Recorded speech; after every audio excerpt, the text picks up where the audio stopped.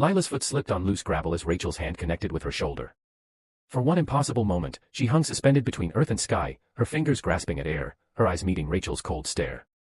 Then gravity claimed her, and she plummeted backward off the cliff face, rocks and branches tearing at her clothes as she tumbled toward the churning river below.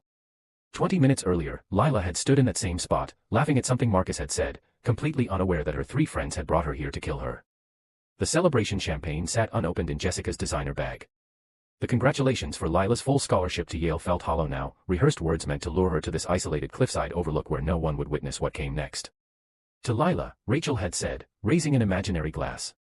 The girl who gets everything. Something in her tone should have warned Lila. The edge of bitterness. The way Marcus and Jessica exchanged glances. But Lila had been too happy, too trusting, too naive to see the jealousy festering in her closest friends.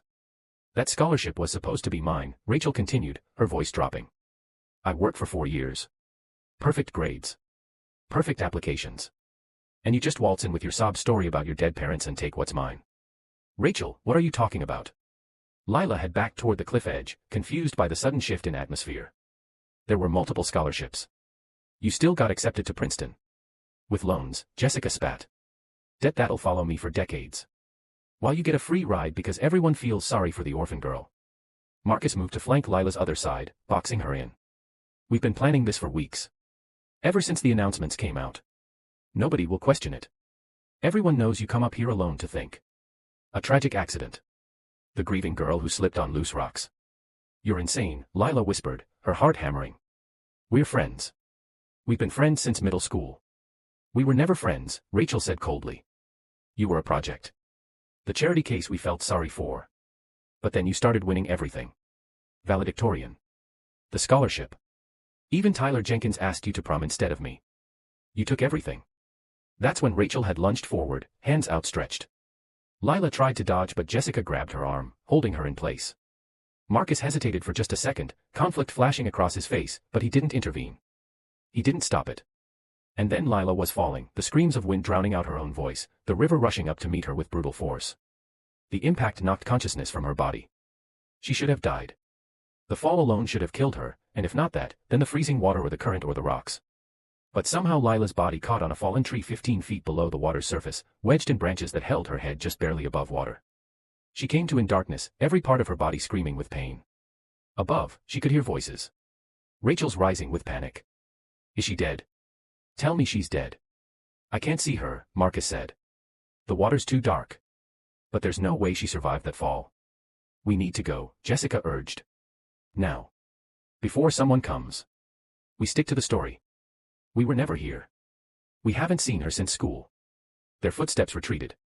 Lila tried to scream, to call for help, but her voice came out as a broken whisper. Pain radiated from her ribs, her left arm hung at an unnatural angle, and blood ran down her face from a gash across her forehead. But she was alive. Against all odds, impossibly, she was alive. She spent that night clinging to the tree, drifting in and out of consciousness. When dawn broke, she managed to pull herself onto the muddy bank, crawling away from the river on her hands and knees. An abandoned hunting cabin stood a quarter-mile into the woods. Lila reached it just as her strength gave out. The next weeks blurred together in a haze of pain and fever. Lila survived on rainwater and old canned goods left in the cabin. Her broken arm set wrong, healing crooked. The gash on her head left a scar that cut through her left eyebrow. She watched from the cabin's dirty window as search parties combed the woods for 3 days before giving up. She heard the news reports on an old radio declaring her dead, swept away by the river, body never recovered. At her memorial service, broadcast on local news, Rachel cried beautiful tears. Jessica gave a touching eulogy about lost friendship.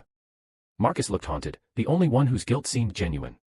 And Lila watched it all from her cabin prison, her broken body slowly healing, her mind crystallizing around a single purpose, revenge. She couldn't go back. Not yet. Not broken and weak and easy to eliminate. If she revealed herself now, they would finish what they started. So Lila disappeared completely, becoming a ghost in her own life. She hiked to the next town over, hitched rides to a city 3 states away, and rebuilt herself from nothing. The years passed slowly. Lila worked multiple jobs, saving every penny. She studied at community colleges, then transferred to a state university under a new name. She learned self-defense, took boxing classes, practiced manipulation, and psychology. She studied her former friends from afar through social media, watching their lives unfold. Rachel at Princeton, then law school. Jessica in marketing, engaged to a wealthy businessman. Marcus running his family's real estate company, married with a daughter. They had moved on completely, the guilt of their crime buried under layers of success and normalcy. They had forgotten her. That was their first mistake. 10 years after her death, Lila stood in front of her mirror, studying her reflection. The scared teenager was gone, replaced by a woman who'd survived the unsurvivable. She'd changed her appearance deliberately over the years. Platinum blonde hair instead of mousy brown. Colored contacts turning her eyes from hazel to striking blue. Designer clothes replacing thrift store finds. She looked nothing like the girl who'd fallen from that cliff. The reunion invitation sat on her dresser, forwarded through a private investigator. Cedar Valley High School's 10-year reunion. The perfect stage for the final act. Lila had planned every detail meticulously, spending months preparing, researching, arranging pieces on her chessboard. Tonight, her former friends would learn that some ghosts don't stay buried. The reunion was held at the Lakeside Manor, an upscale venue their small town had recently built to attract tourism. Lila arrived fashionably late, sweeping through the doors in a black evening gown that probably cost more than Rachel's monthly rent. Conversations paused as heads turned. She'd cultivated an air of mystery, of untouchable elegance that made people curious. "Who is that?" she heard someone whisper. "I don't recognize her. Did she go to our school?" Lila collected a champagne flute from the bar and surveyed the room. There, by the panoramic windows, stood Rachel. Still beautiful, still commanding attention, holding court with a group of former classmates. Her law career was thriving according to LinkedIn. She specialized in corporate defense, helping rich people escape consequences. How fitting. Jessica stood near the dessert table, showing off her engagement ring to anyone who'd look. She'd gained weight over the years, something Lila knew from social media stalking drove Jessica crazy. The perfect marketing executive image she cultivated online didn't quite match the reality. And Marcus, nursing a whiskey in the corner, looking uncomfortable in his expensive suit. His marriage was struggling. Lila knew this because she'd made it her business to know everything about them. She'd hacked their emails, their texts, their private messages. She knew their secrets, their fears, their vulnerabilities. "Excuse me," a man approached Lila. "I'm Tom Chen, I was in our physics class." "I don't think we've met." "I'm sure we have," Lila said with a mysterious smile. "But I've changed quite a bit since high school. Haven't we all?" She moved through the crowd like a shark through water, getting closer to her targets. Rachel noticed her first, doing a double-take at the striking blonde stranger commanding attention in the center of the room. "Do I know you?" Rachel approached, her lawyer instinct sensing something off. "Don't you?" Lila replied, her voice carefully modulated, stripped of the nervous stutter she'd had as a teenager. "We used to be quite close." Rachel's eyes narrowed, studying Lila's face. "I'm sorry, I don't think." "It's all right. I've changed." Lila sipped her champagne. "We all have. Though some changes are more dramatic than others. For instance, falling off a cliff really transforms a person." The color drained from Rachel's face. Her champagne glass trembled in her hand. "What did you say?" "You heard me." Lila leaned closer, dropping her voice to a whisper. "Hello, Rachel. Did you miss me?" Rachel stumbled backward, her glass slipping from her fingers and shattering on the marble floor. The sound drew attention. Jessica looked over, concerned. Marcus's head snapped up from across the room. "No," Rachel whispered. "You're dead. We saw you fall. You're dead." "Clearly not," Lila said pleasantly. "Though you certainly tried your best. That was quite a push. I still have nightmares about the sound the water made when I hit it." Jessica had made her way over, her face pale. "Rachel, what's wrong? Who is this? Don't you recognize me, Jessica?" Lila turned her brilliant smile on her second betrayer. "Though I suppose I look different with brown hair and blood running down my face. You didn't stick around long enough to check if I was actually dead. Sloppy work, really." Jessica's hand flew to her mouth. "Oh my God. Lila." The name rippled through nearby conversations. People turned, stared, whispered. The dead girl. The tragic accident. The body never found.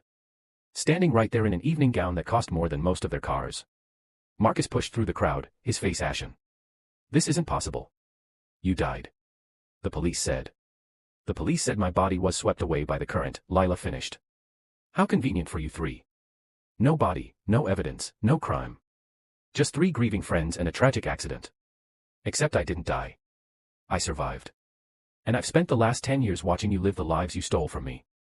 "We didn't steal anything," Rachel said, her lawyer training kicking in despite her shock. "If you're really Lila, if you've been alive this whole time, why didn't you come forward? Why hide?" "Because I was 17, injured, and scared," Lila said coldly. "Because you'd already proven you were willing to kill me. Because I needed time to become strong enough to face you. And because I wanted you to feel safe first. Comfortable. Successful. I wanted you to build lives worth losing.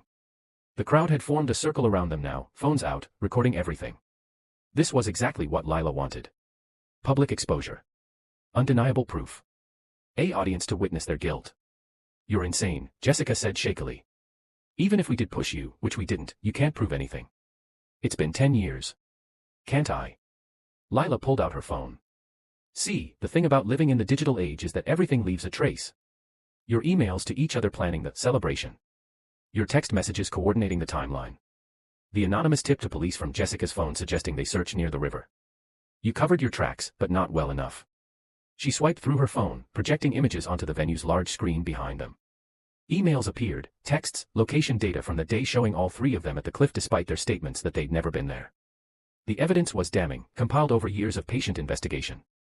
And then there's this, Lila said, pulling up a video file. I had some hiking footage from my phone. It was waterproof, and I recovered it from the river months later. It didn't capture the push, but it captured audio. Your voices. Your threats. Your confession that you'd planned it for weeks. Rachel's facade cracked. We were kids. Stupid, jealous kids. It was a mistake. A mistake. Lila's voice rose, cold fury breaking through her controlled exterior. You murdered me. Or tried to. You didn't slip. You didn't push me in anger. You planned it. You lured me to that cliff with the specific intention of throwing me off it and watching me die. That's not a mistake. That's calculated, premeditated murder. Marcus stepped forward, tears streaming down his face. I'm sorry. God, Lila, I'm so sorry. I've lived with the guilt every single day. I wanted to stop them, but I was a coward. I was scared and stupid and I've hated myself for 10 years. Good, Lila said flatly. You should hate yourself. But guilt doesn't absolve you, Marcus. You were there. You watched. You helped cover it up. Your daughter is 6 now, isn't she? What would you do if someone hurt her and people just stood by and watched? Marcus's face crumpled. Around them, the crowd murmured. Former classmates looked at Rachel, Jessica, and Marcus with horror and disgust. The video evidence played on loop on the screen. Rachel's voice saying, the girl who gets everything, and Jessica responding, nobody will question it. I could press charges, Lila continued. The statute of limitations for attempted murder is longer than 10 years in this state. I have evidence. I have witnesses now. I could destroy your lives the way you destroyed mine. Then do it, Rachel said, rallying. If you're going to ruin us, just do it. Stop playing games. But that would be too quick, Lila said with a cold smile. Too clean. Too easy. I want you to live with this. I want everyone you know to see exactly what kind of people you are. I want your clients to know they're hiring a murderer to defend them, Rachel. I want your fiancé to know he's marrying someone who killed her friend for a scholarship, Jessica. I want your wife to know she's sleeping next to a man who watched a girl die and did nothing, Marcus. She gestured to the crowd, to the dozens of phones recording. By tomorrow morning, this will be everywhere. Your names, your faces, your crime. You'll lose your jobs, your relationships, your reputations. You'll be infamous. The people who tried to murder their friend and got away with it for 10 years. And every day for the rest of your lives, you'll wake up wondering if today is the day I decide to press charges. If today is the day the police knock on your door. You'll never feel safe again. You'll never sleep peacefully. Just like I didn't for 10 years. This is psychological torture, Rachel said desperately. You're tormenting us. Yes, Lila agreed simply. I am. The same way you tormented me. The same way I spent months recovering from injuries you caused. The same way I had to rebuild my entire life because you took everything from me. My scholarship, my future, my identity. I had to become someone new just to survive. So yes, Rachel, I'm tormenting you. And I'm going to keep tormenting you for as long as I feel like it. Jessica started crying, ugly sobs that shook her whole body. Please. I have a wedding in 3 months. My fiancé comes from a prominent family. This will destroy everything. Should have thought of that before you helped push a girl off a cliff, Lila said without sympathy. The reunion organizer approached nervously. I think we need to call the police. Already done, Lila said. I filed a report this morning. They're reviewing the evidence. But even if they don't press charges, the court of public opinion is already in session. She gestured to the crowd, to the horrified faces and recording phones. These people will never forget what you did. This town will never forget. Your families will never forget. Marcus sank into a chair, his head in his hands. Jessica continued crying. But Rachel stood frozen, her calculating mind working through options, scenarios, escape routes. She was still looking for a way out, a way to win. There is no winning this, Rachel, Lila said, reading her expression. You lost the moment you decided my life was worth less than your pride.